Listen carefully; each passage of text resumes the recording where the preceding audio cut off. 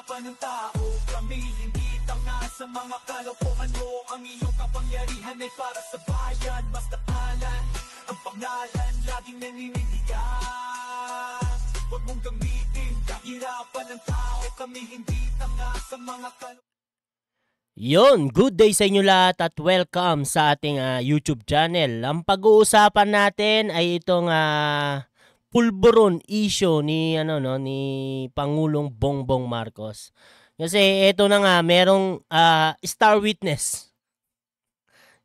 may lumitaw na star witness na na-interview mismo ni Maharlika, itong si Bojack TV, no? Ito daw star witness na to ay live-in partner or dating live-in partner, hindi ko sure. Basta live-in partner daw ito ng best friend ni Pangulong Bongbong Marcos. At yun na nga, meron siyang ilalabas na mga nalalaman niya patungkol dito sa pulburon issue na to. Ewan natin kung totoo ba to or hindi, no? Pero panoorin na lang natin tong video na to. Pero ang facts lang talaga dito, may mukha itong lumitaw. Itong witness may mukha. Walang hindi to hindi blind item, hindi gano'n. May mukha talaga, no? Ang pangalan niya ay Cathy B, no? Na-interview nga ni Maharlika. Anyway, simulan na natin to. Pero bago tayo magsimula, syempre, shoutout sa inyo lahat at panoorin natin itong video na to. Okay. Ako kasi, hindi, medyo mahihain ako sa ganyan. Especially sa, sa alta. You know what I mean? Alta-altahan. Alta-altahan. Kasi, palagi akong Ito palang video na to, ilang days na ba ito nakakalipas? 12 hours ago lang. Bagong-bago pa lang, no? Na meron na kagad 241k views ba? Nadagdagan agad. Laking views. Nabibiktima, hindi ko alam bakit. I mean, nabubuli ako. Hindi ko ba kasalanan ba maging cute? Charot. Joke. Okay. So, alam mo, ibalik mo kami doon. Gusto kong marinig yun eh. Ibalik mo kami nung time na, first time mo yun na nakapasok sa bahay. First time, no? So like, nung pumunta kami, in-invite daw, ganyan. So, we went. So, alam mo yon. So, nandun yung mga friends, di ba? So, dun ko na first na-meet yung sila, si President Bongbong, then the wife. Pero, hindi ko agad na-meet. Kasi, pagdating ko, nawiwiwi na ako. Sorry. Okay. Nawiwiwi ka? Oo. So, I need to, kailangan ko magbanyo. So, sabi ko, Tony Boy, kailangan ko magbanyo. Naiina talaga ako. So, sabi niya, okay. So, parang, I think he asked I don't know kung umalis siya sandali, tapos biglang ginaid niya ako. Tapos nag-CR ako. So paglabas ko, wala siya. So parang saan ako pupunta? So then nakita ako, naglalakad si First Lady, papunta. Nakita niya ako. Tapos sabi niya sa akin, hi! Sabi niya, who are you? Sabi ko, hi, hello. Sabi ko, I'm Cathy, I'm with Tony Boy. Sabi niya, oh, okay. Sabi niya. Tapos sabi niya sa akin, do you want? Do you want? Oo, sabi ko, do you want? So sabi ko, what? Sabi ko, what? What's that? Sabi niya, tapos pinakita lang niya. Then sabi ko, no, sorry, I don't do that. Tapos sabi niya, hold on to that. Hold on to that. Bago natin pagsalitain sa Maharlika. Kasi parang sa akin, no, parang hindi ko maintindihan kasi 'di ba, unang pagkikita nila tinanong nga siya o sino ka? 'Di ba? Sino ka? Tapos aalukin ka ng ganun. Alam na natin yung ibig niyan sabihin, ha? May pinakita daw Parang ganun May pinakita. Hindi ko maintindihan bakit ka aalukin ng ganung bagay, kakakita nyo pa lang. First time pa lang kayo nag-meet. Parang ang gulo para sa akin yun. Questionable yun. Napaka-questionable yun. Kasi kung ikaw yung tipo ng taong gumagamit ng pinagbabawal na pulburon, tapos aalukin mo yung isang tao na ngayon mo palang nakita, parang napakahirap paniwalaan na aalukin mo ang isang tao ng ganun. Di ko gets. Bakit siya inalok? Kakakita nyo pa lang. First time pa lang kayo nag-meet. Parang ang gulo. Sabi niya, do you want? So, ikaw ba pumasok sa isip mo? Una muna yung tinanong niya, who are you? Ano ba yung manner of speaking ni Lisa? Mataray? Ano ang manner of speaking niya? Mabait? Ano ang ano mo? Yung una, mabait. Siyempre, di ba, parang hi, yung ganyan, jolly. Yung ganon, nakasmile. Tapos parang do you want? Ganon. Tapos ako, pagtingin ko, kasi alam ko naman na yung ex ko, ginagawa niya yun, di ba? So, bali ex niya na nga. Live-in partner daw ito na friend niya daw, best friend niya daw ni Bongbong Marcos.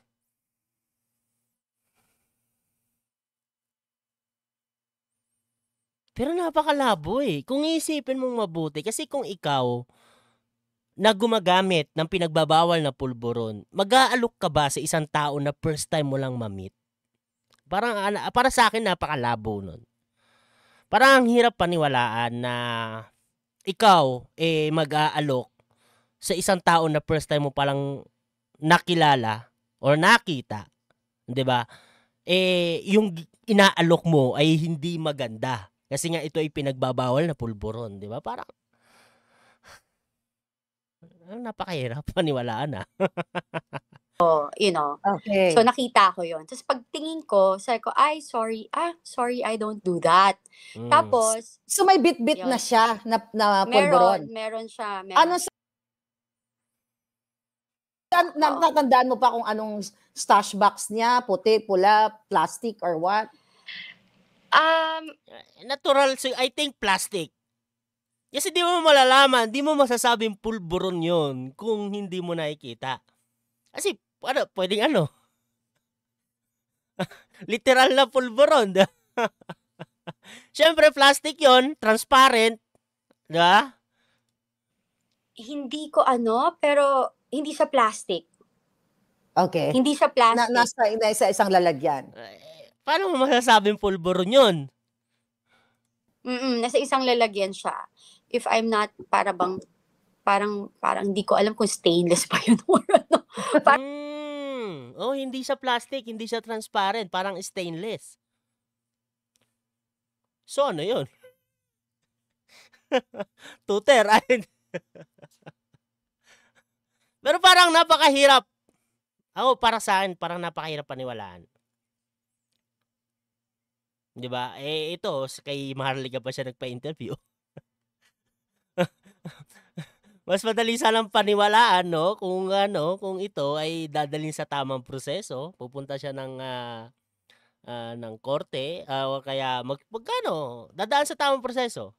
Di ba? Mapupunta ito sa korte. Sa tingin ko parang pwede na nating paniwalaan yung kwento, pero parang kung ganyan yung kwento, parang ang labo Paano mo nasabing pulburon yun? Stainless ang itsura. Tapos, ang nakapagtataka pa, inalok ka ng ganun lang, first time nyo palang nag-meet. Di ba? Parang pero hindi siya plastic. Pero hindi gold, hindi gold. So anyway, nung sinabi mo, no, I don't do that, ano ang sabi niya sa'yo? Sabi niya, why are you here? Why are you here? You're not supposed to be here. Sabi ko, okay. Yes, sabi niya. Sabi ko, natakot ako, syempre, di ba? Alam mo yun, parang hindi naman takot, parang na-shock intimidating. ako. Parang na-intimidate ka. Parang switch of parang, alam mo yung switch ng ugali. Bigla, yeah. Oo, parang sandali lang, parang hindi ko naman alam kung anong nangyayari dito, di ba? Okay. Gets. Parang ang sinasabi niya dito, no, base sa sinasabi niya, no, kung gagamitin natin ang critical thinking, akala ni Lisa, no, ito yung sinasabi nila si Madam Lisa Marcos, alam ni girl, itong si Cathy B, kung ano yung session na nangyayari doon. Kasi nga, ikaw out of nowhere, di ba, na first time mo siyang makita, first time mo siyang ma-meet, aalukin mo na ng ganon. 'Di ba? Parang ang ano dito, ibig sabihin nito ni Cathy B, parang alam ni Lisa na kung sino yung mga tao na nandoon sa session na yon, bumabatak. Parang ganun. Parang bumabatak. Kasi inalok siya eh. Di ba? Inalok. Tapos nagulat siya na hindi pala siya gumagamit ng nagulat si Lisa na hindi pala gumagamit ng ganun itong si Cathy B. O ano ginagawa mo dito? Parang ganun. Ganun. Kung gagamit na natin ng critical thinking, magigets natin yung point niya. Diba? Parang ganun. Kasi yun yung pinagtataka ko kanina eh. Bakit ka lookin? Eh, first time nyo lang naman nag-meet. Diba? Parang I don't know you guys, parang okay fine, na-invite and everything, pero parang I don't know, I don't sign up for that or hindi ko alam kung ano yung mga kaganapan, 'di ba? Okay. So, yun. So parang after nun, sinabi niya, why are you here? So after that, anong ginawa mo? Bumalik ka? Saan ka pumunta? Papunta kay Tony Boy? Nagkaroon pa kayo ng conversation ni Lisa? Tapos yung narinig nyo, sakto nun, si Tony Boy is coming. Parang, oh, hi. Sabi niya, Lisa, that's my, that's Cathy, that's my girlfriend. Tapos sabi niya, wife. Nag-wife pa nga siya. Nag-wife pa siya. Sabi ko, hindi ako wife. Sabi ko gano'n. So, syempre, diba, parang, hindi ako ayaw mo naman, syempre, baka may mga alta dyan, ha? Teka lang, hold exactly. Kita. Baka may mga alta dyan na magtataas ng kilay, ha? Yeah, hindi naman talaga ako wife, diba? But he is separated for 16 years before naging kami. Okay. For clarification. Malinaw tayo dyan. Hindi ako mga agaw. Okay. So, bumalik ka na, magkasama na kayo ni Tony Boy. Yeah. Ano yun? May inuman ba? Ano ba yung nangyayari? Yes. Anong bang may inuman? May inuman. Ganun talaga naman ever since. Inuman talaga sila. Tas yun, private. And yun nga, parang dun ko lang. Tapos parang I feel awkward na. So parang I let them be. Kasi hindi talaga ako makwento pag di ko close eh. Parang nakaupo lang siyempre, ako. Siyempre first time pa lang. Yeah. At saka even kahit na-meet na kita, hindi ako mag-a-approach. Nahihiya ako. Ganun yung personality ko. Yun yung personality mo. Pero if you start a conversation, I'm confident naman. Pero yung hiya na parang feeling close, hindi ako feeling close na tao. Kaya nga hindi ako lumalabas, hindi rin naman niya ako pinapayagang lumabas or mag-attend. Kasi sabihan niya nga ako before na, huwag ka mag-attend ng mga ganyan kasi yung mga tao dyan, hindi yung mga totoo. In fairness naman, alam mo yun. Sinasabihan ka ni Tony Boy Florendo. Yeah, na huwag kang dyan. Kasi mga chismoso. Okay. So, bumalik na kayo sa table na yon. Sino-sino yung mga tao doon sa table na yon? Actually, it's not a table eh. We're just walking, tas sofa. Tas umupo lang ako doon, tapos nandun sila, nagkakwentuhan lang sila, ganyan, tas nagiinuman. Yun. Inuman sila. Nagiinuman. So, di ba, since inalok ka ni Lisa kung gusto mo, do you want the pulburon? Nakita mo ba during the first time na pumasok ka sa loob ni Marcos Jr. at pumasok ka sa bahay nila na nagsisinghot sila doon? Oo naman, kasi sila lang nandun eh. Di ba? Maganda niyan, dalhin natin sa tamang proseso. Kasi ito lang, no? Ito lang yung pinaka-point kasi talaga dito eh. Kung talagang meron kayong mabigat na ebidensya na talagang totoo yung video, no? Yung video na kumakalat. Pero, kung ako talaga tatanungin, it's fake. Peke yung video. Hindi naman talaga, my goodness. Hindi mo na kailangan gumamit pa ng mga site para malaman kung peke ba yung video. Kasi para sa akin, mata ka lang eh. Kita-kita ko na peke yung video eh. Hindi naman si Pangulong Bongbong Marcos yun. Yan layo. Di ba? Pero ito na nga eh. Star witness. Bakit nyo pa pinapatagal ito? Kasi kung totoo talaga na kayo, alam nyo sa sarili nyo na talagang gumagamit yung presidente natin ng pinagbabawal na pulburon, I think, dapat i-rush nyo na ito eh. Kasi, di ba, gusto nyo ba ng bangag na presidente, di ba? Na gumagamit na presidente. Di ba hindi? Di ba dapat ang gawin nyo, i-rush nyo na to at para malaman na ng taong bayan na totoo yung sinasabi nyo. Di ba? Totoo yan, kwento mo. Ganun talaga dapat, di ba? Kung concern kayo sa bansang Pilipinas. Kasi mahirap yan. Pwede natin sabihin hearsay lang yan. Nakikwento mo yan. Ako, di ko alam ha. Di ko alam yung buong kwento na to. Hindi ko pinapanood. Actually, nadaanan ko lang talaga tong video na to. kay Maharlika, hindi nga ako nakasubscribe. Hindi ako nakasubscribe kay Maharlika eh. Hindi na. Ay, subscriber pala ako ni Maharlika. Subscriber pala ako. Tama ba? Tama, subscriber pala ako ni Boljak TV. Nakalimutan ko, subscriber pala ako ni Maharlika. Kaya pala dumaan nito sa sa wall. Dumaan siya. Pero yun na nga, kung talagang totoo yan, punta ka Pilipinas. Kasi hula ko. Nasa ibang bansa ka. hula ko lang. Hindi ko sure. Kati B, kung totoo yan, i-rush mo na yan. Kasi kung totoong witness ka at meron kang ebidensya, kasi ikaw mismo yung tawag nito, burden of proof na sa iyo na Kasi ikaw yung proof Ang gagawin na lang, patutunayan na lang yan na totoo yung sinasabi mo Litaw, punta ka Pilipinas. Para maipababa natin yung pangulo natin sa pwesto niya. Kasi kung totoo nga yan, yung kinukwento mo, let's do this! Tuloy lang natin ng konti. Parang tas ako, parang sabi ko pa nga, ayoko dito. Sabi ko, ayoko dito. Sinabi ko kay Tony Boy that time. Tapos, sabi niya, I'm sorry. Kasi bago lang. Tony Boy, tingnan nga natin, sino ba itong best? Tony Boy, tama ba? Mamaya, best friend talaga Tony Boy daw Pero ex niya na daw Best friend daw to ni Pangulong Bongbong Marcos. Tony Boy. BF ni BBM.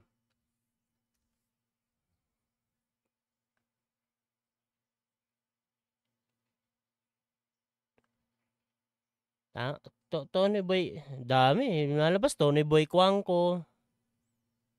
Hindi ko sure. Sa wakas, nagsalita na witness ng Polvoron session ni Marcos. Ang dami pala lumalabas ngayon na video.